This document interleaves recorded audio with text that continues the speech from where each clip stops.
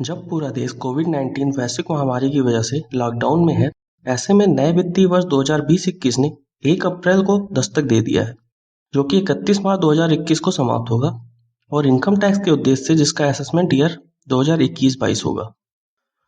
वित्तीय वर्ष में कमाए गए सभी इनकम का टैक्स निर्धारण असेसमेंट ईयर में किया जाता है और इसी प्रकार वित्तीय वर्ष का इनकम टैक्स रिटर्न उसके असेसमेंट ईयर में सबमिट किया जाता है।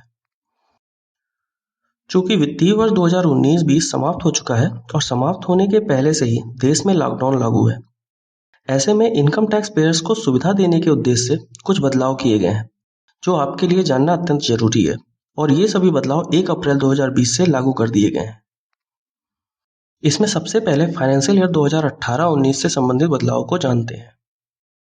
सीबीडीटी ने फाइनेंशियल ईयर 2018-19 के ओरिजिनल इनकम टैक्स रिटर्न को फाइल करने की अंतिम तिथि 31 जुलाई 2019 से बढ़ाकर 31 अगस्त 2019 कर दिया था और जो SSC original income tax return समय पर फाइल नहीं कर सके थे, वह अपना बिलेटेड रिटर्न 31 मार्च 2020 तक फाइल कर सकते थे, जिसे अब कोविड-19 वैश्विक महामारी की वजह से बढ़ाकर 30 जून 2020 तक कर दिया गया है।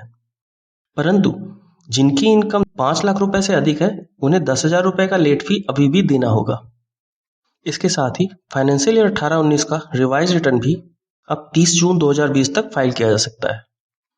अब फाइनेंशियल ईयर 2019-20 से संबंधित बदलाव को देखते हैं, जिसमें पहला है, यदि आप मार्च के अंतिम समय में लॉकडाउन की वजह से इनकम टैक्स सेविंग स्कीम में इन्वेस्टमेंट नहीं कर सके थे, तो आपके लिए एक गुड न्यूज है। सरकार ने 30 जून 2020 तक पीपीएफ, एनएससी, ईएलएसएस या किसी और अन्य टैक्स सेविंग स्कीम में इन्वेस्ट करने की अनुमति दे दी है और जिसका टैक्स बेनिफिट आप सेक्शन 80C के तहत वित्तीय वर्ष 2019-20 में ही ले सकते हैं। यानी 30 जून 2020 तक किए गए इन्वेस्टमेंट का डिडक्शन आप फाइनेंशियल ईयर 19-20 में ही ले सकते हैं। और दूसरा, फोर्थ क्वार्टर यानी जनवरी 2020 से मार्च 2020 का टीडीएस रिटर्न फाइल करने की अंतिम तिथि 31 मई 2020 से बढ़ाकर 30 जून 2020 तक कर दिया गया है।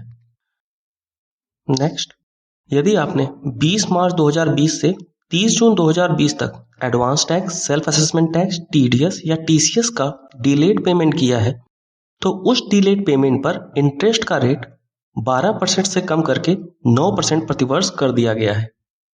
नेक्स्ट, यदि कैपिटल गेन से हुए आय की छूट लेने के लिए आपको कैपिटल गेन अकाउंट स्कीम में डिपॉजिट करना था या कोई प्रॉपर्टी परचेज या कंस्ट्रक्ट करना था, जिसकी अंतिम तिथि 20 मार्च 2020 से 29 जून 2020 के बीच में थी, तो अब आप ये सब कुछ 30 जून 2020 तक कर सकते हैं।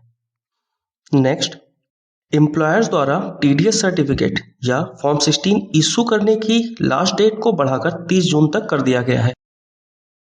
यदि आपने 30 जून 2020 तक पीएम केयर्स फंड में डोनेट किया है, तो आप अपनी इच्छा अनुसार इसका डिडक्शन फाइनेंशियल ईयर 2019-20 में ही सेक्शन 80G के अंतर्गत ले सकते हैं।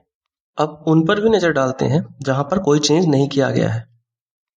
फाइनेंशियल ईयर 2019-20 के advance tax, self assessment tax और मार्च 2020 के टीडीएस के बिना इंटरेस्ट भुगतान करने की तिथि में कोई बदलाव नहीं किया गया है। फाइनेंशियल ईयर 2019-20 के ओरिजिनल रिटर्न फाइल करने के डेट में भी अभी कोई चेंज नहीं किया गया है। फाइनेंशियल ईयर 19-20 के बाद अब फाइनेंशियल ईयर 2020-21 से संबंधित हुए बदलाव को जान लेते हैं। पहला, फर्स्ट क्वार्टर का एडवांस टैक्स बिना किसी इंटरेस्ट के भुगतान करने की अंतिम तिथि 15 जून 2020 है, लेकिन यदि इसका भुगतान समय से ना हो पाने की वजह से 16 जून से 30 जून के बीच में किया जाता है, तो इंटरेस्ट रेट 12% की जगह 9% ही रहेगा। फॉर्म 15G और 15H, जो कि सामान्यतया अप्रैल के मंथ में सबमिट किया जाता है, अब वह 30 जून 2020 तक सबमिट करने पर भी मान्य होगा। फाइनेंशियल ईयर 2020-21 से इंडिविजुअल और एचयूएफ एसएससी के पास लो टैक्स रेट से टैक्स देने का ऑप्शन अवेलेबल होगा, जिसका डिटेल आप ऊपर आई बटन पर टच करके देख सकते हैं और उसके वीडियो का लिंक डिस्क्रिप्शन बॉक्स में भी दे दिया गया है। फाइनेंशियल ईयर 2020-21 से इक्विटी शेयर होल्डर और इक्विटी म्यूचुअल फंड इन्वेस्टर्स को मिलने वाले डिविडेंड पर उसके इनकम टैक्स स्लैब के अनुसार से टैक्स लगाया जाएगा। अभी तक डिविडेंड पर कंपनी द्वारा डीडीटी काटकर भुगतान किया जाता था, जिसकी वजह से इन्वेस्टर के हाथ में वह डिविडेंड एग्जेम्प्ट होता था। नेक्स्ट, सेक्शन 80 EEA में मकान खरीदने के लिए होम लोन सैंक्शन होने की तिथि 1 अप्रैल 2019 से 31 मार्च 2020 को बढ़ाकर 31 मार्च 2021 तक कर दिया गया है। सेक्शन 80 EEA में आपको पहली बार 45 लाख रुपए तक के मकान के खरीद के लिए यदि आपने कोई लोन लिया है तो उस पर 1,50,000 रुपए तक के इंटरेस्ट का छूट आप इस सेक्शन में ले सकते हैं।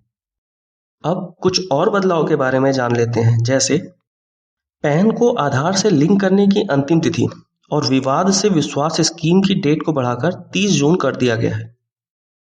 Income tax act, wealth tax act, बेनामी transaction act, black money act के अंतर्गत सभी कंप्लायंस को 30 जून तक टाल दिया गया है।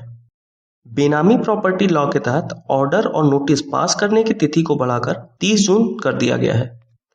5 लाख रुपए तक के इनकम टैक्स रिफंड को इशू करने का आदेश भी दे दिया गया है।